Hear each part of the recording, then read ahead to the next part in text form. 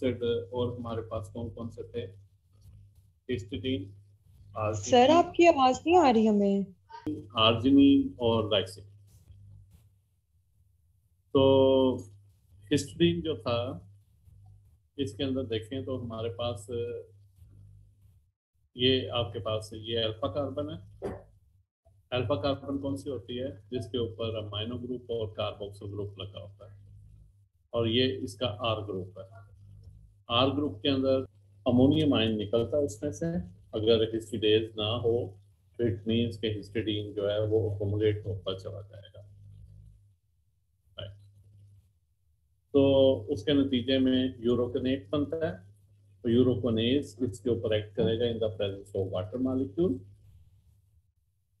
तो आपके पास जो है 4 अमीडाजोलोन 5 प्रोपियोनेट की फॉर्मेशन होती है, और उसके ऊपर हाइड्रोलेज एक्ट करेगा। तो हाइड्रोलेज जब इसके ऊपर एक्ट करता है तो आपके पास आता है जी फॉर्म अमीनो ग्लूटामेट। उसके ऊपर ट्रांसफरेज एक्ट करेगा in the presence of tetrahydrofolate, तो ग्लूटामेट बनेगा। और ग्लूटामेट जो है वो आगे अल्फा कीटोग्लूटारेट के अंदर, ये रिएक्शन टिपिकल जो काफी दफा हम लोगों ने देखा हुआ है। तो ये थी वही स्टोरी पुराने वाली जो कि हमने देखी थी किसके अंदर, आपके हिस्टिडीन की कैटाबॉलिज्म के अंदर। हिस्टिडीन से आपके पास अल्फा कीटोग्लूटारेट आता है, और अल्फा कीटोग्लूटारेट जो है ये आपको पता है कि इस साइकिल का हिस्सा बनता जाके अल्फा कीटोग्लूटारेट जो है वो बनता है हमारे पास सिट्रिक एसिड साइकिल का हिस्सा। ऐसे ही है। ओके, अब आप मूव करें आगे, अभी वेट करना। वेट करना अभी के चलें आगे करें। ओके, सो ये हिस्टिडीन की थोड़ी सी हिस्ट्री थी जो हमने निकाल दी। हिस्टिडीन से हमारे पास अल्फा कीटोग्लूटारेट जो है उसकी फॉर्मेशन कैसे होती है। राइट। राइट, उसके बाद आ जाता है ग्लाइसिन क्लीवेज सिस्टम है लिवर का। Glycine cleavage system of liver mitochondria. अब इसमें क्या है, जो ग्लाइसिन क्लीवेज कॉम्प्लेक्स है ये 3 एंजाइम्स के ऊपर जो है वो मुश्तमिल है, and an H protein. H protein जो है वो आपको सेंटर के अंदर जो है वो नजर आ रही है, और एच प्रोटीन जो है उसका आर्म जो है वो रोटेट होता होगा तीनों साइड पे। मतलब वो जो सर्कल बना हुआ है आपके पास, तो सर्कल में एच प्रोटीन के डिफरेंट जो ओरिएंटेशन आ रही है कि उसके अंदर जो है वो जो सल्फर सर्कल के दरमियान ब्रिज बना हुआ है, फिर वो ब्रेक होता है। ब्रेक होने के बाद उसमें अमोनिया लग रहा है, और अमोनिया लगने के बाद वो अमोनिया उससे रिलीज हो रहा है। तो ये एच प्रोटीन है सेंटर के अंदर। राइट जी। फर्स्ट स्टेप के अंदर जब हम देखते हैं कि एच प्रोटीन ये रिंग है, उसके अंदर सल्फर सर्कल के साथ जो है कोवलेंट बॉन्ड के जरिए जो है वो इंटरेक्ट कर रहा है। राइट जी। तो यहाँ पर हमारे पास क्या हो रहा है कि ग्लाइसिन आ रहा है, और ग्लाइसिन के साथ आके हमारी जो एच प्रोटीन है वो आके इंटरेक्ट कर रही है। सो ग्लाइसिन डिहाइड्रोजिनेज यहाँ पे एक्ट करेगा। तो फिर जो है यहाँ पे हो रही है आपके पास कार्बन डाइऑक्साइड रिलीज, और जो NH3 है, NH3 की इंट्रैक्शन जो है, मतलब यहाँ पे क्या था, ये अल्फा कार्बन था। अल्फा कार्बन के साथ ये कार्बोक्सिल ग्रुप लगा हुआ है, और ये NH3 लगा हुआ है। यहाँ से जब कार्बन डाइऑक्साइड रिलीज हुआ तो यहाँ पे जो CH2 था, ये CH2 और NH3 ये आके सल्फर के साथ इसने कोवलेंट इंटरेक्शन कर दी है। ये CH2 और ये NH3, ये आपके पास जिस एंजाइम ने किया उस एंजाइम का नाम कौन सा है? जो फर्स्ट स्टेप के ऊपर H प्रोटीन, ग्लाइसिन और कार्बन डाइऑक्साइड रिलीज हुई और CH2 NH3 इसके ऊपर आके H प्रोटीन के ऊपर आके लग गया। So enzyme name is glycine dehydrogenase. Next step के ऊपर क्या हो रहा है कि आपके पास जो है amino methyl transferase, amino methyl transferase, ये 2 नंबर जो शो किया हुआ है, तो ये एंजाइम जो है यहाँ पे एक्ट कर रहा है। H4 फोलेट का मतलब क्या है? टेट्रा हाइड्रोफोलेट है। सो टेट्रा हाइड्रोफोलेट जो है ये आपके पास जो मिथिलीन आ गई उसको कर रहा है ट्रांसफर और साथ अमोनिया रिलीज कर रहा है।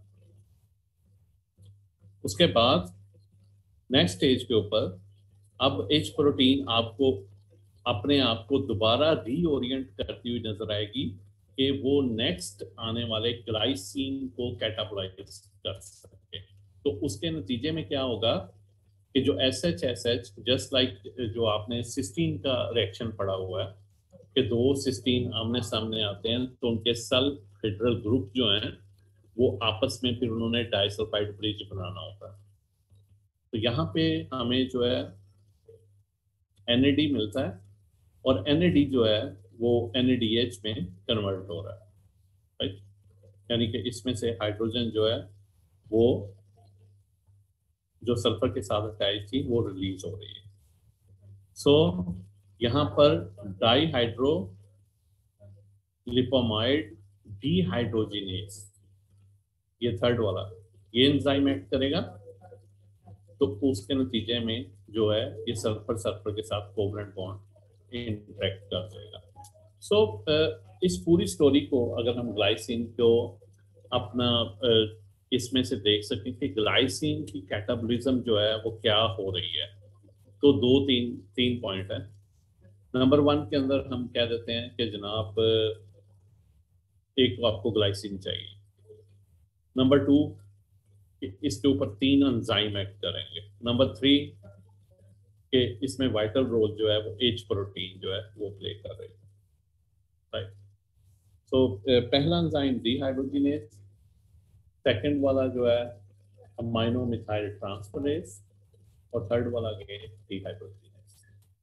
मतलब ये याद रखने के लिए, मतलब पहला स्टेप था तो ग्लाइसिन डिहाइड्रोजिनेज है, दूसरा स्टेप है तो ammonia forming amino methyl transferase है और तीसरा जो है डाईहाइड्रो लिपोमाइड डिहाइड्रोजिनेज है। और इसमें टेट्राहाइड्रोफोलेट भी जो है वो यूज हो रहा है, NAD भी यूज हो रहा है और ग्लाइसिन तो रहा नो डाउट कि उसकी कैटाबॉलिज्म को हम देख रहे हैं। तो होपिंग के ग्लाइसिन का जो है, तो अगर मैं आपको 1 मिनट दूं, 1 या 2 मिनट, तो आप इसको ड्रा करके मुझे जरा इनबॉक्स कर दोगे?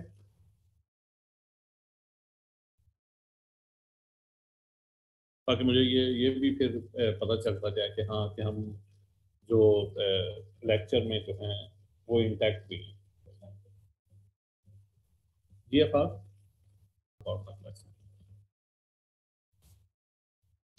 Okay, right. अब आ जाता है serine. Okay, OH group containing हमारे पास अमीनो एसिड कौन कौन से हैं? OH group containing amino acid,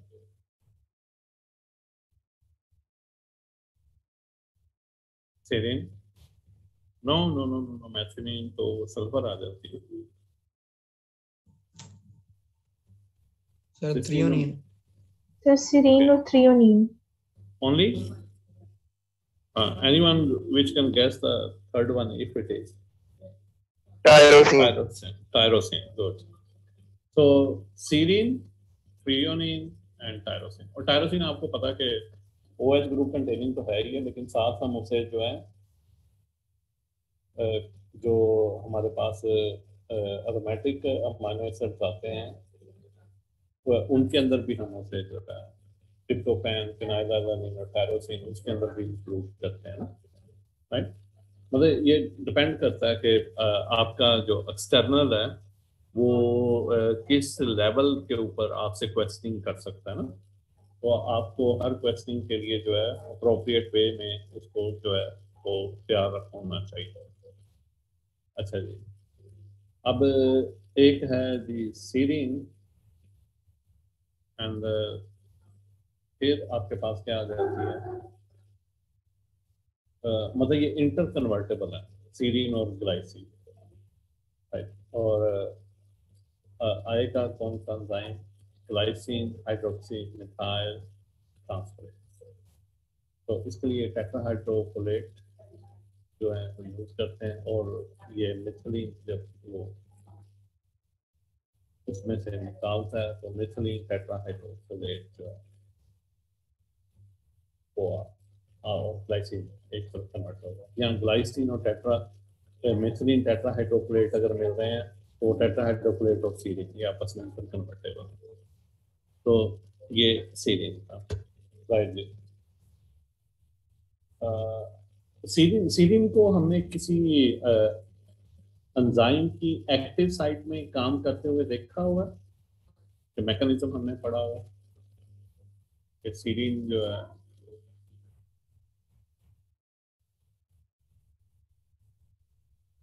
हाँ जी एंजाइम का मैकेनिज्म आपने देखा हो, और सीरीन हिस्टिडीन इनको इकट्ठे काम करते हुए देखा हो। हाँ जी, मेमोरी को अगर कोई बंदा याद करे तो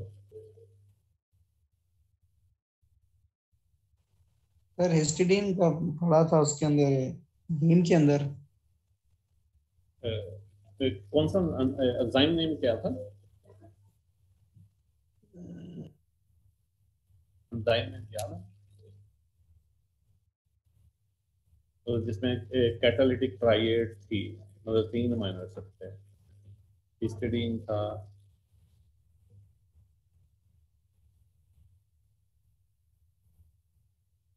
ओके। काइमोट्रिप्सिन पढ़ा था, काइमोट्रिप्सिन की एक्टिव साइट, तो वहां पर जो था वो सीरीन साहब जो है वो पाए जाते हैं। अच्छा, इसकी और क्या खासियत है पोस्ट ट्रांसलेशन मॉडिफिकेशन के अंदर सीरीन की, पोस्ट ट्रांसलेशन मॉडिफिकेशन आपको पता है ना, 200 प्लस जो है वो पोस्ट ट्रांसलेशन मॉडिफिकेशंस होती हैं, और 200 प्लस जो पोस्ट ट्रांसलेशन मॉडिफिकेशंस हैं उसमें हमारे पास जो ये 20-21 अमीनो एसिड हैं, तो इनके ऊपर डिफरेंट ग्रुप्स जो हैं वो आके लगते हैं। और सीरीन की क्या खासियत है, मतलब मोस्ट प्रोमिनेंट जो पोस्ट ट्रांसलेशन मॉडिफिकेशन है प्रोटीन की एक्टिवेशन और इनएक्टिवेशन के लिहाज से, याद है OH के लिहाज से यहाँ पे कौन सा ग्रुप आगे लगता है, can anyone can guess or not? Anybody? So that was the phosphorylation. ये पढ़ा हुआ है ना आपने फास्फोराइलेशन का, कि फास्फोराइलेशन होती है तो इससे जो है वो आपके प्रोटीन एक्टिव भी होती हैं और इनएक्टिव। जरूरी नहीं है कि फास्फोराइलेशन से प्रोटीन एक्टिवेट ही हो, ये इनएक्टिवेट भी हो सकती है। ओके, सेरीन इज क्लियर जी, सेरीन इज क्लियर।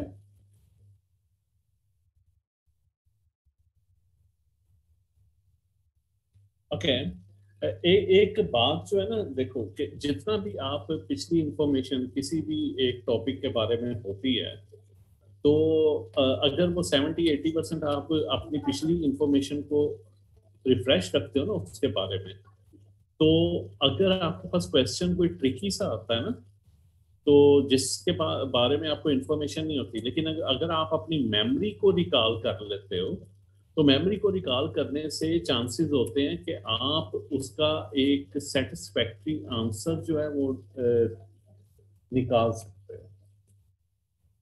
ये बात समझ आती है? लेकिन अगर आप स्टक हो जाते हो क्वेश्चन के ऊपर कि नहीं इस क्वेश्चन का यही आंसर है, तो वही मैंने जो है वो निकालना है, तो आप अपनी मेमोरी को जो है वो बंद कर देते हो। और बेस्ट वे में चीज़ों को मेमोराइज करने का तरीका ये होता है कि आप उसका मीनिंग निकालो। जब आप उसका मीनिंग निकाल देते हो ना, मसलन जैसे सीरीन है, तो सीरीन का स्ट्रक्चर जब तक आप कहते हो जी कि यार कि मैंने इसको सिर्फ जो है वो याद करना है, मैंने इसके डेप्थ में नहीं जाना, मतलब कोई डेप्थ में इतनी लंबी चौड़ी डेप्थ की बात नहीं कर रहा। मसलन के सीरीन के ऊपर कौन सा ग्रुप लगा है, मैंने नहीं इसको देखना, मुझे बस ये बता दें कि मैं इसको याद कर दूं। तो फिर सीरीन जो है, जब कहीं पर भी इसके रिलेटिंग क्वेश्चन आएगी तो वो डॉज करके आपसे निकल जाएगा। लेकिन वंस जब आप इसका जो है वो कंसेप्ट ले लोगे कि हाँ इसका स्ट्रक्चर यहाँ पे स्टैंड करता है, उसका उसके कंसेप्ट को आपने अपने अंदर ले गए हो, तो वो आपकी शार्प मेमोरी का हिस्सा बन जाती है। अच्छा, फिर आ जाती है जी एलन। एलन याद है किसी को इसका स्ट्रक्चर?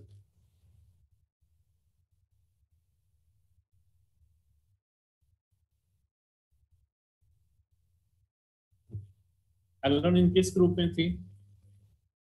एलन थी आपके पास एलिफेटिक अमाइनो, जिसमें ग्लाइसिन था, एलानिन था, ल्यूसिन था, आइसोल्यूसिन था, वेलिन था, ये एलिफेटिक थे।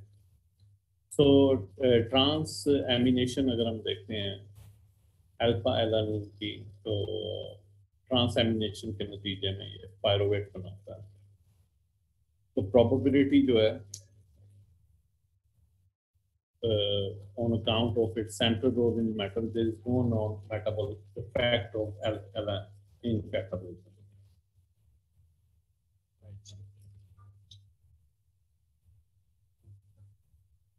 ओके, अब आ जाता है ये आपका बड़ा मजे का सिस्टीन एंड सिस्टाइन। हमें हमें वो स्ट्रक्चर अगर याद हो इसका, बड़ा इंसुलिन,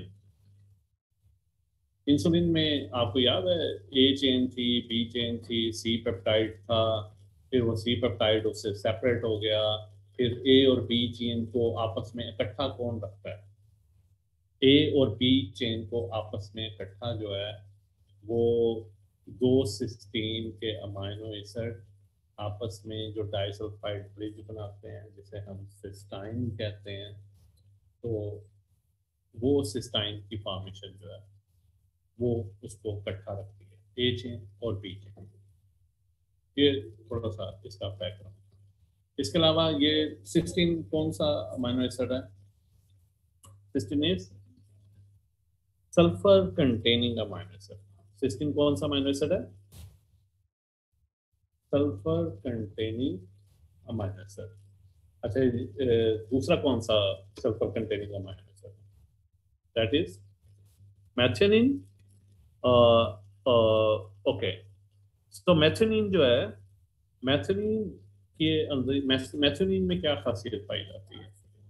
मैथियोनिन जो है ये जब हम पॉलीपेप्टाइड आपकी बनती है, तो पॉलीपेप्टाइड में ट्रांसलेशन के प्रोसेस है, तो ट्रांसलेशन के प्रोसेस में जो पॉलीपेप्टाइड बनती है, तो उसमें जो पहला अमाइनो एसिड आके लगता है that is methionine,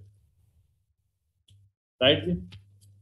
okay, so अब हम इस पिक्चर को देखते हैं ताकि इसलिए हमें जो है वो अभी देखते हैं, राइट जी? सो सिस्टीन जो है ये अल्फा कार्बन, ये उसके साथ कार्बोक्सिल ग्रुप लगा हुआ है, और ये अमाइनो ग्रुप, तो इस बेस पे उसे हम लोग अमाइनो एसिड्स कहते हैं। अब अल्फा कार्बन के साथ ये आर ग्रुप है, ये कौन सा है? आर ग्रुप है, CH2SH। अगर CH2OH होता तो इसका नाम था सीरीन। अब ये CH2SH है, मतलब ऑक्सीजन की जगह पे सल्फर है, तो इनका नाम है जी सिस्टीन। अब सिस्टीन के साथ ये लिखा हुआ है 2। 2 का मतलब क्या है कि ये 2 मॉलिक्यूल होंगे। ये कितने मॉलिक्यूल होंगे? ये 2 मॉलिक्यूल होंगे 16 के। तो in the presence of NAD, cysteine reductase इसके ऊपर एक्ट करेगा। सिस्टाइन रिडक्टेज का मतलब क्या है कि बेसिकली जो ये सिस्टीन के 2 सल्फेटरल ग्रुप हैं, ये एक दूसरे के सामने आएंगे SH के, तो इसमें से हाइड्रोजन रिमूव हो जाएगा। तो इस सिस्टीन का अब यहाँ पे देखें SH के सामने आएगा तो हाइड्रोजन रिमूव हो जाएगा। हाइड्रोजन रिमूव होने से ये डाइसल्फाइड ब्रिज बन जाएगा। ठीक है, इसको हम क्या कहते हैं? Cystine. Cysteine, cystine, cysteine, cystine, cysteine, cystine. Okay, so those cysteine के amino acid in the presence of NAD and cysteine reductase वो cysteine बना देते हैं। अच्छा जी, यहाँ तक हम सब्र करते हैं यदि कि हमें इसकी अंडरस्टैंडिंग हो गई है। सिस्टाइन से हमने सिस्टीन जो है वो बना दी। राइट, अब हम देखते हैं जो सिस्टीन जो है कोई और पाथवे भी है कि वो सिस्टीन से हम और क्या क्या कुछ हासिल कर सकते हैं। मतलब उसमें 2 पाथवे उसने दिए हैं, तो 1 बाय 1 उसे चेक कर सकते हैं। सिस्टीन जो है, सिस्टीन डाइऑक्सीजनेज। ओके, राइट जी। मेटाबॉलिज्म के अंदर जब हम इनको पढ़ते हैं कि डिफरेंट एंजाइम सिस्टम जो है वो कैसे काम करते हैं, तो उनमें एक ऑक्सीजनेज सिस्टम है, और ऑक्सीजनेज सिस्टम होता है मोनो ऑक्सीजनेज और डाई ऑक्सीजनेज। मोनो ऑक्सीजनेज होता है कि आप कहते हो जी कि उसमें एंजाइम जो है ना वो एक ऑक्सीजन के एटम को जो है वो इनकॉर्पोरेट करता है, सबस्ट्रेट करता है। और डाई ऑक्सीजनेज होता है कि वो 2 ऑक्सीजन के एटम को इनकॉर्पोरेट करता है आपके सबस्ट्रेट के अंदर। तो यहाँ पे है सिस्टीन डाई ऑक्सीजनेज। राइट जी, तो सिस्टीन सल्फिनेट उसकी फॉर्मेशन हुई, यानी कि SH जो है उसने आपको मेंशन किया हुआ था कि ऑपरेशन जो होना है वो SH के ऊपर होना है। तो SH जो है वो किस में हो गया? सल्फिनेट के अंदर जो है, सल्फाइड के अंदर जो है तब्दील हो गया। सो आगे अब नेक्स्ट ऑपरेशन जो है वो NH3 पॉजिटिव के ऊपर है। अब यहाँ पे क्या है? अल्फा कीटो एसिड और सिस्टीन सल्फिनेट ये दोनों मिले, ट्रांसएमिनेज ने इनके ऊपर एक्ट किया, alpha keto acid alpha amino acid में कन्वर्ट हो गया, और जो आपके पास सिस्टीन सल्फिनेट था वो आपके पास किसमें कन्वर्ट हो गया? सल्फिनाइल पायरुवेट में। सल्फिनाइल पायरुवेट के ऊपर जो है अब रिएक्शन जो है वो इस मुकाम के ऊपर जो है वो ऑपरेशन इस मुकाम पे होना है। तो डीसल्फिनेज यहाँ पे एक्ट करेगा, राइट? तो आगे आपके पास पायरुवेट की फॉर्मेशन है, राइट? तो एक तो ये पाथवे है सिस्टीन का, मतलब वो आपसे कह सकता है कि जी के ट्रांसएमिनेज के थ्रू जो है पायरुवेट की जो है सिंथेसिस जो है, यहाँ कैटाबॉलिक प्रोडक्ट जो है सिस्टीन का पायरुवेट कैसे बनता है, ये आप इस तरीके से आप उसे बता। यहाँ तक क्लियर हो गया?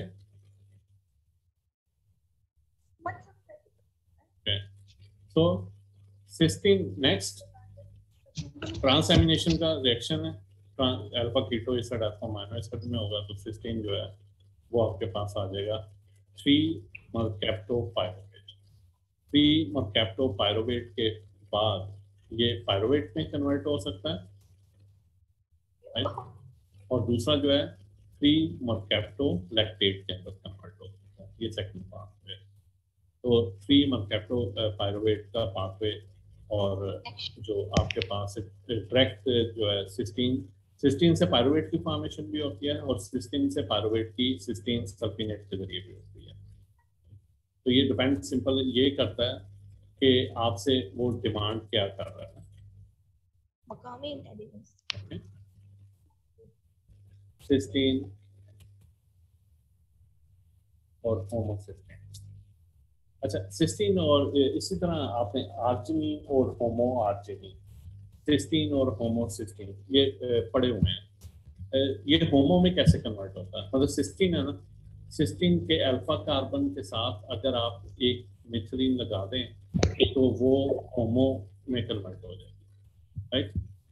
तो सिस्टीन और होमोसिस्टीन भी जो है वो डाइसल्फाइड ब्रिज के जरिए आपस में जुड़ जाते हैं, राइट जी? हाँ जी, यहाँ तक क्लियर है?